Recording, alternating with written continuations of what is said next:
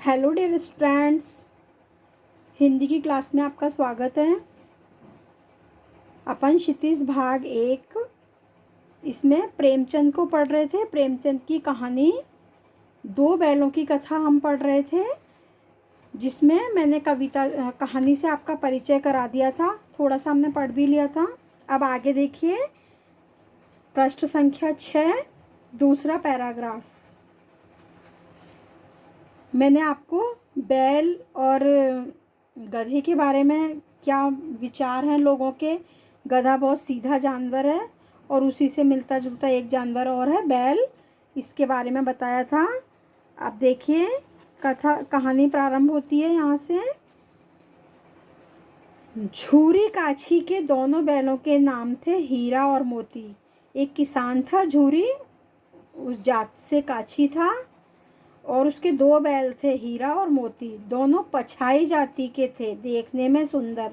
पछाई बैलों की एक नस्ल होती है, बैलों की जाति होती है।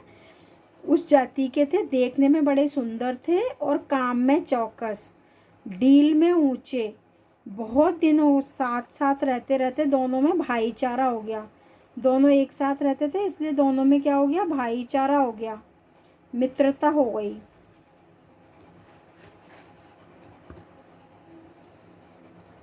दोनों आमने सामने या आसपास बैठे हुए एक दूसरे से मूक भाषा में विचार विनिमय करते थे। दोनों क्या करते थे, पास पास बैठे रहते थे या आमने सामने बैठे रहते थे और बिना बोले ही आपस में बातें कर लिया करते थे। एक दूसरे के मन की बात कैसे समझ जाता था हम नहीं कह सकते। दोनों ही एक दूसरे के मन की बातों को समझ जाते थे। अवश्य ही उनमें कोई ऐसी गुप्त शक्ति थी जिससे जीवों में श्रेष्ठता का दावा करने वाला मनुष्य वंचित है। उनमें कोई ऐसी गुप्त शक्ति थी। क्या शक्ति थी? कि जबकि मनुष्य को सभी जीवों में श्रेष्ठ कहा जाता है, लेकिन मनुष्य एक दूसरे के मन के भावों को नहीं पहचान सकता। यह बुद्धि या यह योग्यता पशुओं को मिली हुई है। दोनों एक दूसरे को चाटकर और सूंघकर अपना प्रेम प्रकट करते। दोनों बैल कभी कभी दोनों सींग भी मिला लिया करते थे, विग्रह के नाते से नहीं, मतलब लड़ाई झगड़े के नाते से नहीं, केवल विनोद के भाव से, हंसी मजाक से, प्रेम से, आत्मीयता के भाव से। जैसे दोस्तों में घनिष्ठता होती है, थौल थप्पा होने लग जाता है, एक दूसरे को मारने लग जाते हो ना आप लोग, आपस में मित्र धौल थप्पा करते हैं ना, एक दूसरे को मार देते हैं। इसके बिना दोस्ती कुछ फुसफुसी, कुछ हल्की सी रहती है, जिस पर ज़्यादा विश्वास नहीं किया जा सकता। जिस वक्त ये दोनों बैल हल या गाड़ी में जोत दिए जाते और गर्दन हिला हिला कर चलते, उस वक्त हर एक की यही चेष्टा होती कि ज़्यादा से ज़्यादा बोझ मेरी ही गर्दन पर रहे। दिन भर के बाद दोपहर या संध्या को दोनों खुलते तो एक दूसरे को चाट चूट कर अपनी थकान मिटा लिया करते थे। नाद में खुली नहीं है, ये खली है। खली भूसा पड़ जाने के बाद दोनों साथ उठते, साथ ही नाद में मुंह डालते और साथ ही बैठते थे। एक मुंह हटा लेता तो दूसरा भी हटा लेता। इतनी मित्रता थी दोनों में, मतलब दोनों साथ ही कार्य करते, साथ ही उठते बैठते, साथ ही खाते, और एक खाना बंद कर देता तो दूसरा भी खाना बंद कर देता था। संयोग की क्या बात हुई कि झूरी ने एक बार गोई को ससुराल भेज दिया। गोई मतलब बैलों की जोड़ी को ससुराल भेज दिया। बैलों को क्या मालूम वे क्यों भेजे जा रहे हैं। बैल समझ नहीं पाए कि क्यों भेजा जा रहा है उन्हें। वे क्या समझे, मालिक ने हमें बेच दिया है। अपना यूं बेचा जाना उन्हें अच्छा नहीं लगा। ऐसे बैलों ने समझा कि हमें बेच दिया है मालिक ने, और ये चीज़ उनको अच्छी नहीं लगी। बुरा कौन जाने, उनको अच्छा लगा या बुरा, ये कोई नहीं जान सकता, कोई नहीं जान पाया। पर झूरी के साले गया को घर तक गोई ले जाने में दांतों पसीना आ गया। लेकिन झूरी का जो साला था गया, जो कि बैलों की जोड़ी को, गोई मतलब जोड़ी को ले जा रहा था, तो उसको दांतों पसीना आ गया, मतलब बहुत परेशानी हुई। दांतों पसीना आ जाना मतलब ये मुहावरा है, ठीक है। पीछे से हाँकता तो दोनों दाएं बाएं भागने लगते। पगहियाँ पकड़कर आगे खींचता तो दोनों बैल पीछे को जोर लगाते। देखो पगहियाँ मतलब बैल, बैल को जिस रस्सी से पकड़ा जाता है ना, बांधा जाता है, उसको पकड़ के चलते हैं, उस रस्सी को बोलते हैं पगहियाँ, ठीक है।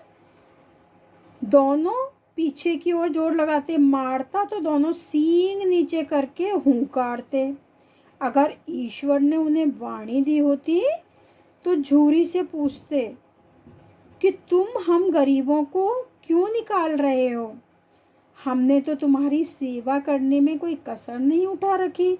अगर इतनी मेहनत से काम न चलता था तो और काम ले लेते। हमें तो तुम्हारी चाकरी में मर जाना कबूल था। दोनों बैल आपस में यह सोच रहे थे। हमने तो कभी दाने चारे की शिकायत नहीं की। तुमने जो कुछ खिलाया वह सिर झुकाकर खा लिया। फिर तुमने हमें इस जालिम के हाथों क्यों बेच दिया? संध्या समय दोनों बैल अपने नए स्थान पर पहुँचे। दिन भर के भूखे थे, लेकिन जब नाद में लगाए गए तो एक ने भी उनमें उसमें मुंह न डाला। दोनों बैल शाम के समय पहुँचे गया के घर, और जब उनको दिन भर चले, परेशान हुए, थक भी गए, लेकिन जब उनको खाने के लिए भूसा दिया गया तो क्या उन्होंने खाने के लिए मुंह ही नहीं डाला। नाद होता है जहाँ जिस उसमें उनको खिलाने का जो पात्र होता है, बर्तन होता है, उसको नाद बोलते हैं। दिल भारी हो रहा था। जिसे उन्होंने अपना घर समझ रखा था, अपना घर किसे समझ रखा था? झूरी के घर को। वह आज उनसे छूट गया था। यह नया घर, नया गांव, नए आदमी उन्हें बेगाने से लगते थे। बेगाने से लगना मतलब पराया सा लगना। दोनों में अपनी मूक भाषा, दोनों ने, मिसप्रिंट है बच्चों, दोनों ने अपनी मूक भाषा में सलाह की। मूक भाषा मतलब बिना बोलने वाली भाषा में सलाह की। एक दूसरे को कनखियों से देखा। कनखियों से मतलब तिरछी तिरछी नज़रों से देखा, चोरी चोरी, और लेट गए। जब गांव में सोता पड़ गया, मतलब जब सब सो गए, तो दोनों ने जोर मारकर पगहे तुड़ा डाले। पगहे मैंने आपको पहले भी बताया था, बैलों के गले में जो रस्सी डली होती है, जिससे पकड़ के या तो खूंटे से बांधते हैं या उसको पकड़कर उनको ले जाते हैं कहीं, उसको पगहा या पगहियाँ बोलते हैं। और घर की तरफ चले। पगहे बहुत मजबूत थे। अनुमान न हो सकता था कि कोई बैल उन्हें तोड़ सकेगा, पर इन दोनों में इस समय दूनी शक्ति आ गई थी। दूनी शक्ति मतलब दोगुनी शक्ति। एक एक झटके में रस्सियां टूट गईं। झूरी प्रातःकाल सोकर उठा तो देखा कि दोनों बैल चरनी पर खड़े हैं। दोनों बैल कहाँ? उसके चरनी पर खड़े थे। दोनों की गर्दनों में आधा आधा गराव लटक रहा था। जो गले में रस्सी बंधी हुई थी, पगहिया तो क्या थी, जिस रस्सी से बैलों को बांधा जाता है या खूंटे या उनको पकड़ कर ले जाया जाता है, और गले में जो रस्सी बंधी होती है उसको गराव बोलते हैं। आधा आधा गराव लटक रहा था। घुटने तक पाँव कीचड़ में भरे हैं, और दोनों की आंखों में विद्रोहमय स्नेह झलक रहा है। झूरी बैलों को देखकर स्नेह से गदगद हो गया। दौड़कर उन्हें गले लगा लिया। प्रेमालिंगन, प्रेम से गले मिलना, प्रेमालिंगन और चुंबन का वह दृश्य बड़ा ही मनोहर था। घर और गांव के लड़के जमा हो गए। जो आसपास के लड़के थे वे जमा हो गए और तालियां बजा बजा कर उनका स्वागत करने लगे। उनका किसका? हीरा और मोती का। गांव के इतिहास में यह घटना अभूतपूर्व होने पर भी महत्वपूर्ण थी। अभूतपूर्व मतलब जो भूतकाल में कभी नहीं हुआ, जो पहले कभी नहीं हुआ, ऐसी घटना कभी नहीं हुई थी। तो अभूतपूर्व तो थी यह घटना, साथ ही महत्वपूर्ण भी थी। बाल सभा ने निश्चय किया, बाल सभा मतलब बच्चों की जो मंडली थी, उसने निश्चय किया कि दोनों पशुवीरों को अभिनंदन पत्र देना चाहिए। कोई अपने घर से उनके लिए रोटियां लाया, कोई गुड़ लाया, कोई चोकर लाया, कोई भूसी लाया।